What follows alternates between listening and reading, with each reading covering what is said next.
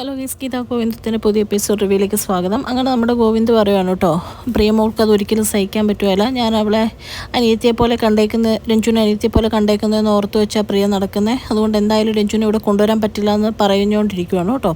ആ സമയത്ത് നമ്മുടെ ഗീതു ചോദിക്കുകയാണ്, ഓ അപ്പം ഗോവിന്ദേട്ടൻ രഞ്ജുവിനെ അനിയത്തിയെ പോലെയാണ് കാണുന്നത് എന്ന് രാധികാമ്മ പ്രിയമോളുടെ മുമ്പിൽ വെച്ച് പറഞ്ഞു കാണുമല്ലേ എന്ന് ചോദിക്കുമ്പോൾ ഗോവിന്ദ് ഇങ്ങനെ അന്തം വിട്ട് ആലോചിക്കുക. ശരിക്കും അങ്ങനെയാണല്ലോ നടന്ന്. അന്ന് രാധികാമ്മ കുറേ തവണ ഗോവിന്ദനോട് ചോദിച്ചല്ലോ ദേഷ്യപ്പെട്ട്, അവളാരാന്ന് ചോദിച്ചപ്പം ഗോവിന്ദ് സൈയിട്ട് എനിക്ക് അനിയത്തിയെ പോലെയാണ്. അപ്പോൾ രാധികാമ്മ പിന്നെ ചോദിക്കുമല്ലോ പ്രിയമോളെ പോലെയോ എന്ന് ചോദിക്കുമ്പോഴത്തേക്കും പ്രിയമോളെ പോലെയാന്ന് പറഞ്ഞു പോയല്ലോ. അപ്പോൾ അതിങ്ങനെ തിരിച്ച് ഗോവിന്ദ് ഗീതുവിനോട് ചോദിക്കും, നീ ഇവിടെ ഉള്ള ക്യാമറയും വെച്ചിട്ടുണ്ടായിരുന്നു, അങ്ങനെയാണോ നീ അറിഞ്ഞതെന്ന് ചോദിച്ചു കഴിഞ്ഞപ്പോഴേക്കും നമ്മുടെ ഗീതു പറയാം, ക്യാമറയൊന്നും വെച്ചിട്ടല്ല, പക്ഷേ രാധികാമ്മയുടെ മനസ്സിലോട്ട് ഞാനൊരു ക്യാമറ വെച്ചിട്ടുണ്ട്, അതുകൊണ്ട് എന്താ കാര്യം എന്നൊക്കെ അത്യാവശ്യം ചിന്തിച്ചെടുക്കാനുള്ള ബോധമൊക്കെ എനിക്കുണ്ട് കണ്ണേട്ടാന്ന് പറയുവാണ് കേട്ടോ.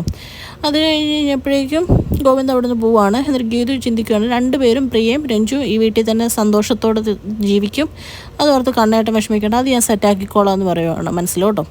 പിന്നെ കാണിക്കുന്നത് നമ്മുടെ കിഷോറിനെയാണ്. കിഷോർ വരുണിനെ വിളിച്ചിട്ട് ആ വീഡിയോ ഇനി ഞാൻ അയക്കും ഗോവിന്ദ് സാറിന്, അത് തന്നില്ലെങ്കിൽ കാശ് തന്നില്ലെങ്കിൽ എന്നൊക്കെ പറഞ്ഞ് ഭീഷണിപ്പെടുത്തുവാണ് കേട്ടോ. ബാക്കിയുള്ള 9 കോടി വേണം എന്നൊക്കെ പറയുമ്പോഴേക്കും നമ്മുടെ കിഷോറിനോട് പറയുകയാണ്, അങ്ങനെ കാശൊന്നും തരാൻ പറ്റത്തില്ല എന്ന് പറയുമ്പം പറയുകയാണ്, രാധികാമ്മയ്ക്ക് നീ ഗോവിന്ദ് സാറിനോട് കൂട്ടിക്കൊല്ലാനുള്ള പ്ലാൻ ഉണ്ടെന്നുള്ളത് ഞാൻ അയച്ചു കൊടുത്താലോ എന്ന് ചോദിക്കുകയാണ് കേട്ടോ. എന്നിട്ട് പറയണം എത്രയും പെട്ടെന്ന് കാശ് തരണം എന്ന് പറയുമ്പം പൊറുതി വിട്ട് പറയണം, 1 കോടിയെങ്കിലും നോക്കാം എന്നിങ്ങനെ പറയുകയാണ്. ആ സമയത്ത് പുറകിൽ നിന്ന് അവർണ ഇതെല്ലാം കേൾക്കുന്നുണ്ട്.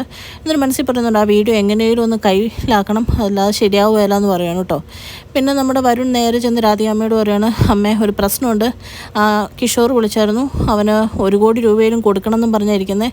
9 കോടി വേണം ഞാൻ മുഴുവൻ പറയുന്നത്, പക്ഷേ 1 കോടിയെങ്കിലും പെട്ടെന്ന് കൊടുക്കണം, അല്ലെങ്കിൽ ആകെ പ്രശ്നവും. എൻ്റെയും സുവർണയുടെയും വീഡിയോയും കൂടെ അവൻ ഇതുപോലെ തന്നെ അമ്മയുടെ വീഡിയോയുടെ കൂട്ടത്തിൽ അയക്കും എന്ന് പറയും. അപ്പം നമ്മുടെ രാധികാമ്മ പറയും, നീ ഇപ്പം എന്താ പറഞ്ഞതെന്ന് ചോദിക്കും, പറയും ഞാൻ ദേഷ്യപ്പെട്ട് ഗീതുവിനെ പറ്റിയുള്ള കാര്യം തല്ലും കൊല്ലും എന്നൊക്കെ പറഞ്ഞിട്ടുള്ളൂ എന്ന് പറയും. അപ്പോൾ രാധികാമ്മ പറയും, അവൻ്റെ കയ്യിൽ നിന്ന് എങ്ങനെയും നയപരമായിട്ട് നിൻ്റെ വീഡിയോ ഒന്ന് മേടിക്കണം, നീ എന്താ പറഞ്ഞേക്കുന്നതെന്നൊന്ന് നോക്കണം എന്ന് പറയുമ്പോൾ വരുൺ ഞെട്ടുവാണ് കേട്ടോ. കാരണം ഗോവിന്ദനെ കൊല്ലുന്ന കാര്യവും പറഞ്ഞിട്ടുണ്ടല്ലോ. അത് കഴിയുമ്പോഴത്തേക്കും വരുൺ നൈസായിട്ട് പറയണം, അമ്മ എങ്ങനെയും അത് മേടിച്ചെടുക്കുക, ഗോവിന്ദൻ്റെ കിട്ടിക്കഴിഞ്ഞാൽ ആകെ പ്രശ്നമാവും എന്ന് പറയുമ്പോൾ രാധിക പിന്നെ അത് പറഞ്ഞിട്ട് 1 കോടി എങ്ങനെയും ഒപ്പിക്കാവോ നോക്കട്ടെ എന്ന് പറഞ്ഞങ്ങ് പോവാണ് കേട്ടോ. പിന്നെ കാണിക്കുന്നത് ഗീത് വിജയലക്ഷ്മിയുടെ അടുത്ത് ചെന്നിട്ട് പറയുവാണ്, രഞ്ജുവിനെ ഞാൻ കൊണ്ടുപോവാണ്, നാളെ കൂട്ടിക്കൊണ്ട് പോകും, അമ്മ രഞ്ജു ഇവിടെ ഉള്ളതുകൊണ്ട് പ്രോഗ്രാമിനൊന്നും പോകുന്നൊക്കെ പ്രോമിസ് ചെയ്ത് തരാൻ പറയും. അപ്പോൾ പറയും, അതല്ല മോളെ എനിക്ക് ചെറിയൊരു ത്രോട്ട് പെയിൻ അതുകൊണ്ടാണെന്ന് പറയും അതൊന്നും അല്ല അമ്മ പ്രോമിസ് ചെയ്യാൻ പറയുമ്പോൾ രഞ്ജുവും കണ്ടുകൊണ്ട് കാണിക്കുവാണ്, അമ്മ പരിപാടികളൊക്കെ കമ്മിറ്റ് ചെയ്യുക, ക്യാഷിൻ്റെ ബാക്കി പ്രോബ്ലങ്ങളൊക്കെ തീരുമല്ലോ എന്ന് പറഞ്ഞ് അങ്ങനെ വിജയലക്ഷ്മി പ്രോമിസ് ചെയ്യണം കേട്ടോ പരിപാടികൾക്കൊക്കെ പോകാമെന്ന്. എന്നിട്ട് നമ്മുടെ രഞ്ജുവിനോട് ഗീതു പറയുവാണ്, നാളെ നീ എൻ്റെ വീട്ടിലോട്ടാണ് വരണ്ടേ, അവിടെ നിന്ന് നമുക്ക് അറക്കിലോട്ട് പോവാം എന്നൊക്കെ പറയുവാണ്. ആ സമയത്ത് വിജയലക്ഷ്മിയുടെ അടുത്ത് എന്നിട്ട് ഗീതു പറയുന്നുണ്ട്, അമ്മേനെ പക്ഷേ ഞാൻ കൂട്ടിക്കൊണ്ട് പോകുന്നത് എൻ്റെ വീട്ടിലോട്ടായിരിക്കുമല്ല, ആദ്യം തന്നെ അറക്കലോട്ടായിരിക്കും എന്നൊക്കെ പറയുവാണ് കേട്ടോ. പിന്നെ കാണിക്കുന്ന പിറ്റേ ദിവസം രാവിലെ അജാസിൻ്റെ കൂടെ ഗീതു ട്രാവൽ ചെയ്യുമ്പോൾ അജാസിനോട് ഗീതു പ്ലാനൊക്കെ പറയുവാണ് കേട്ടോ. പ്ലാൻ പറയുന്നതിന് മുമ്പ് തന്നെ അജാസ് പറയുന്നുണ്ട്, ഇതൊക്കെ ശരിയാവുമോ എന്നിങ്ങനെ ചോദിക്കുകയാണ്. പ്ലാൻ എന്താണെന്ന് കാണിക്കുന്നില്ല. എന്നിട്ട് ലാസ്റ്റ് പ്ലാൻ കേട്ട് കഴിഞ്ഞപ്പോൾ അജാസ് പറയും, ഇത് വർക്കൗട്ട് ആയില്ലെങ്കിലത്തെ അവസ്ഥ ഗോവിന്ദ് സാറിന് മാനസികമായിട്ട് ബുദ്ധിമുട്ടുണ്ടാവരുത് എന്ന് മാത്രമേ എനിക്കുള്ളൂ എന്ന് പറയും. അത് വേണോ ഇത് വേണോ എന്നൊക്കെ ഉള്ളൊരു ടെൻഷൻ ആവരുത് ഗോവിന്ദ് സാറിനെന്ന് പറയും. അപ്പം ഗീത് പറയും, അതിന് അത് വേണോ ഇത് വേണോ എന്ന് ചൂസ് ചെയ്യേണ്ട വരുമ്പോഴല്ലേ ടെൻഷൻ വരുള്ളൂ, അങ്ങനെ ഒരു അവസ്ഥയൊന്നും ഉണ്ടാവില്ല ജാസിക്ക, ഞാൻ ഈ പറഞ്ഞ പ്ലാനൊക്കെ വർക്കൗട്ട് ആവും എന്നൊക്കെ പറയുവാണ് കേട്ടോ. അപ്പോൾ അജാസ് നമുക്ക് നോക്കാം എന്ന് പറയുകയാണ്. പിന്നെ കാണിക്കുന്ന ഗീതു വണ്ടിക്കകത്തിരുന്ന് രാധികാമ്മയുടെ ആ വീഡിയോ ഇങ്ങനെ നോക്കുന്നതായിട്ടാണ്. രാധികാമ്മ ഗീതുവിനെ കൊല്ലും എന്ന് പറഞ്ഞ് എന്നിട്ട് ആ വീഡിയോ രാധികാമ്മയ്ക്ക് ഗീതു അയച്ചു കൊടുക്കുകയാണ് കേട്ടോ. വീഡിയോ കണ്ട് രാധികാമ്മ ഞെട്ടുവാണ്.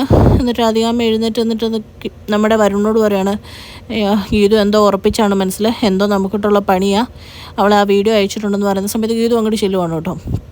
എന്നിട്ട് ഗീതു പറയും, ഇതിപ്പോൾ ഞാനൊരു സിനിമയ്ക്കൊക്കെ പ്രൊമോഷൻ തരുന്ന ഒരു ചെറിയ വീഡിയോ തന്നോളൂ, ഇതിൻ്റെ ബാക്കി സുവർണയുടെയും നമ്മുടെ വരുണിൻ്റെയും കൂടെ വീഡിയോ ചേർത്ത് ഞാൻ കണ്ണേട്ടനുമായിട്ട് ഇവിടെ അങ്ങ് പ്രദർശിപ്പിക്കാമെന്ന് പറയുകയാണ് കേട്ടോ കണ്ണേട്ടന് മുമ്പിൽ.